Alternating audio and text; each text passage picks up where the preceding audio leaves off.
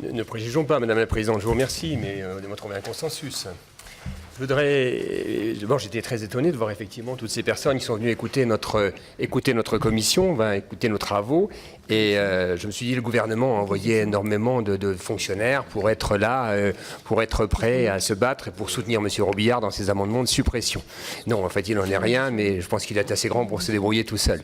Je voudrais, mes chers collègues, vous dire que si nous sommes aujourd'hui réunis, c'est pour étudier une proposition de loi que j'ai déposée avec plus de 80 collègues de l'UMP portant sur la simplification et le développement du travail, de la formation et de l'emploi. Le groupe UMP, avec le soutien de son président Christian Jacob, a décidé de l'inscrire dans sa niche parlementaire et je me réjouis que notre Assemblée ait à se prononcer sur ces sujets très importants pour la vie des Françaises et des Français, mais aussi pour nos comptes publics. Car en effet, à l'heure où le plafond de notre dette atteint un niveau historique avec plus de 2000 milliards d'euros, que le déficit de notre système de sécurité sociale est supérieur à 11 milliards d'euros pour cette année, le plein emploi est essentiel à travers les cotisations sociales qui en découlent. Mais le chômage, fléau de notre société, est surtout une blessure pour toutes les Françaises et tous les Français qui y sont confrontés et ils y sont nombreux. En effet, plus de 5 millions de demandeurs d'emploi sont inscrits à Pôle emploi dans les différentes catégories, dont un grand nombre de façon durable. Nous devons mettre tout en œuvre pour résoudre cette situation. Je ne souhaite pas ici remettre en cause les efforts de la majorité actuelle, qui, en raison de tensions internes, ne peut aller aussi loin qu'il le faudrait. Encore que ces tensions touchent même la composition de notre commission, vous l'avez rappelé ce matin, il faut reconnaître que la situation actuelle ne peut perdurer. Il est temps de s'attaquer à certains tabous bien ancrés dans la société française. La population y est prête, et à ce sujet, d'après la tribune d'un jeune socialiste paru avant-hier, de nombreux militants et électeurs de gauche y sont également prêts. Cette proposition de loi entend ainsi briser ces tabous dans le but de libérer les forces créatrices d'emploi de notre pays, de donner une importance plus grande aux partenaires sociaux et acteurs au plus près du terrain, c'est-à-dire dans les entreprises et à défaut dans les branches, afin de faciliter la formation de nos jeunes à travers l'apprentissage d'une part, mais les stages également. Je ne présenterai pas chacun des articles durant cette intervention liminaire. Nous en aurons l'occasion durant la discussion de la proposition, notamment en réponse aux nombreux amendements de notre éminent collègue Robillard. Les problèmes auxquels, que je remercie pour sa présence à beaucoup d'auditions, les problèmes auxquels cette proposition de loi souhaite répondre sont dans le débat public depuis de nombreux mois, voire de nombreuses années. Elle permettra dans le même temps aux uns et aux autres et au sein de notre institution de se positionner, de sortir des postures et de démontrer sa volonté réformatrice au profit de notre pays. À travers cette loi, je souhaite donner toute leur place aux partenaires sociaux, que j'ai d'ailleurs entendus durant mes nombreuses auditions. Je tiens d'ailleurs à rappeler que la droite a une forte tradition en la matière. C'est la loi Larcher de 2007 qui a donné tout son poids au dialogue social. Ainsi, de nombreux articles que nous allons étudier tout à l'heure donnent plus d'importance aux négociations qui se font sur le terrain, dans les entreprises. Les négociateurs au niveau national connaissent bien entendu la réalité économique et la réalité de ce qui se passe dans les entreprises. Je ne remets en aucune façon cela en cause. Et nous ne pouvons attendre des négociations nationales ou de branche de donner une réponse à tous les problèmes qui se posent dans les différentes entreprises du pays. C'est pour cela que la négociation en entreprise, entre employeurs et représentants de salariés, doit primer. Mais c'est aussi parce que je fais confiance à la négociation collective que je souhaite associer les partenaires sociaux à la rédaction d'un nouveau code du travail, mais aussi que je souhaite leur confier la définition de la future représentativité territoriale pour les entreprises de moins de 100 salariés. Ces deux mesures, respectivement aux articles 1 et 7, sont d'une plus grande importance. Le Code du travail est passé de 600 articles en 1973 à 12 000 actuellement. Cette situation n'est plus tenable ni pour les employeurs ni pour les salariés. C'est devenu une raison d'insécurité juridique et de tension dans les entreprises. La réforme du Code du travail, appelée de leur vœu par de nombreux acteurs politiques ou économiques, est essentielle. Je ne souhaite toutefois pas une réforme venant du haut, c'est-à-dire du pouvoir exécutif ou du pouvoir législatif. Cette réforme d'envergure mérite une commission dédiée spécialement à ce sujet et chargée de proposer un nouveau Code du travail pour une adoption au Parlement et par le Parlement. Cette commission aurait alors 1 an pour sa rédaction, car nous n'avons plus une minute à perdre. Sa composition variée est gage du dialogue social, mais aussi de qualité. Vous l'avez remarqué, alors même que je souhaite confier cette rédaction à cette commission, je lui indique certaines lignes directrices, comme la mise en place des seuils sociaux simplifiés à partir de 100 salariés, la mise en place d'un contrat de travail à droit progressif, ou encore la création d'une instance unique de représentation des salariés. Il reste du pouvoir du législateur de fixer les grandes lignes qui devront être suivies. Demander à une commission de travailler sans donner de cadre serait irresponsable, puisque celle-ci doit connaître les buts poursuivis par le législateur afin d'adopter les conclusions de ses travaux. Et c'est d'ailleurs ce qui se passe lorsque le gouvernement adresse aux partenaires sociaux les sujets de négociation dans une lettre d'orientation. Par ailleurs, les objectifs fixés par cet article sont souvent préconisés. L'harmonisation des seuils sociaux est par exemple demandée par tous. Nous le savons, les effets des seuils sociaux sont néfastes pour la création d'entreprises. Alors il n'est pas question de savoir si cette mesure sera créatrice de 100, de 10 000, de 100 000 ou de 50 000 emplois.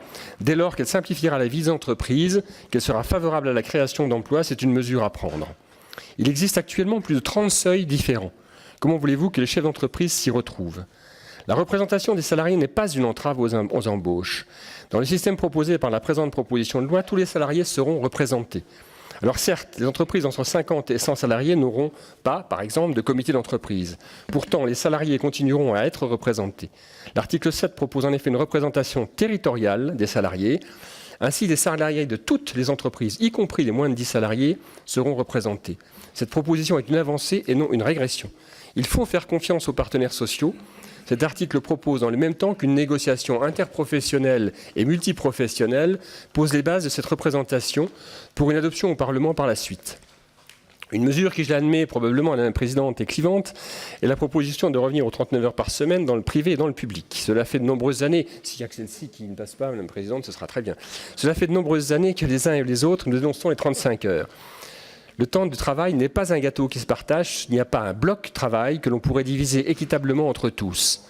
C'est le travail qui engendre la richesse, et c'est donc du travail qu'il faut créer. Ce n'est pas parce que 9 salariés travaillent 4 heures de moins que cela crée du travail pour un salarié supplémentaire. Si c'était le cas, ça se saurait, nous en aurions vu les avantages. Si c'était le cas, ce débat n'existerait plus dans notre pays, pourtant nous en débattons encore. L'article 2 propose donc d'y revenir. Je le précise directement, ce seront bien 39 heures travaillées pour 39 heures payées. Et les salariés qui bénéficient actuellement d'une meilleure rémunération grâce à leurs heures supplémentaires continueront à bénéficier de cette meilleure rémunération. Les salariés n'ont pas à payer les erreurs du passé. L'objectif n'est pas de perturber la vie des entreprises. Certaines entreprises se sont bien organisées sous le régime des 35 heures. D'autres ont négocié avec les représentants des salariés pour travailler moins de 35 heures. Dans certaines branches touchées par la crise, nous ne pouvons demander aux entreprises de travailler 39 heures. Pour cette raison, l'article prévoit également que les conventions existantes dans les entreprises restent en vigueur. Elles devront, au bout d'un an, renégocier de nouvelles conventions en prenant en compte le changement de législation. Mais rien ne les empêche de négocier à l'identique. La question la plus importante de la durée du travail est de donner la souplesse aux entreprises. Toutes les entreprises n'ont besoin ni de 39 heures ni de 35 heures. En fonction du carnet de commandes, elles peuvent négocier pour augmenter ou baisser le nombre d'heures travaillées. Cette possibilité existe, elle est compliquée à mettre en place actuellement. C'est pour cette raison que nous proposons à l'article 4 de simplifier le recours à ce type de convention. C'est cette souplesse que recherchent les entreprises pour s'adapter et se développer dans le respect de la vie de leurs salariés. Enfin, et toujours sur la question du temps de travail, nous devons abroger le seuil minimum de 24 heures hebdomadaires. Les reports successifs de la mise en œuvre de cette mesure démontrent qu'elle est inapplicable dans les faits. Nous sommes le seul pays où il est impossible de travailler moins de 24 heures et difficile de travailler plus de 35 heures. Les salariés ainsi que les employeurs souhaitent une plus grande liberté dans leurs relations de travail, même si la question du temps partiel subi ne doit pas être écartée, notamment pour les femmes qui sont les plus touchées par cette question. Nous devons aussi accepter que certains salariés puissent souhaiter avoir du travail à temps très partiel. Ainsi, le passage contraint de ces contrats à 24 heures détruira des emplois. Certains salariés passeront ainsi du temps partiel subi au chômage subi. Et cela n'est pas souhaitable. Enfin, la proposition de loi contient tout un chapitre sur les formations en alternance et les stages. L'avenir de notre pays ne peut passer que par l'avenir de notre jeunesse. Alors même que l'apprentissage est un véritable prêt à l'emploi, avec 7 jeunes sur 10 qui trouvent un travail, qui ont un contrat de travail dans les 6 mois de l'obtention de leur diplôme, le gouvernement actuel l'a laissé péricliter. Moins 8% d'entrée en apprentissage en 2013, c'est-à-dire 24 000 jeunes en moins, et de 10 à 20% cette année. Pour l'instant, nous sommes environ à 14%, moins 14%. Nous atteignons le niveau de 1993. Nous devons collectivement sauver l'apprentissage. Certes, les mesures proposées ici ne le sauveront pas à elles seules. Elles y participeront. Nous pouvons alors y revenir lors de l'examen des articles. En ce qui concerne les stages, je considère qu'il est notre devoir de revenir sur la loi très récemment adoptée et de proposer une alternative avant qu'il ne soit trop tard. Le recul du nombre de stages sera semblable au recul du nombre de contrats en apprentissage pour acquérir une expérience professionnelle. Les jeunes de notre pays auront encore plus de difficultés pour acquérir une expérience professionnelle. Et je souhaite que nous réagissions avant que cela n'arrive. Bien entendu, cette proposition de loi à elle seule ne suffira pas à régler le problème du chômage de notre pays. Elle doit être accompagnée de mesures fiscales, notamment en matière de baisse de coûts du travail, de simplification de nombreux dispositifs trop complexes pour être utilisés par les chefs d'entreprise. Elle propose toutefois des solutions. J'assume le parti pris et j'assume de m'attaquer à ces tabous. La situation de notre pays est telle que nous devons tout envisager dans le respect des salariés et le respect des employeurs. C'est la proposition que mes collègues et moi-même portons. Et je souhaite que nous puissions avoir un débat franc, ouvert.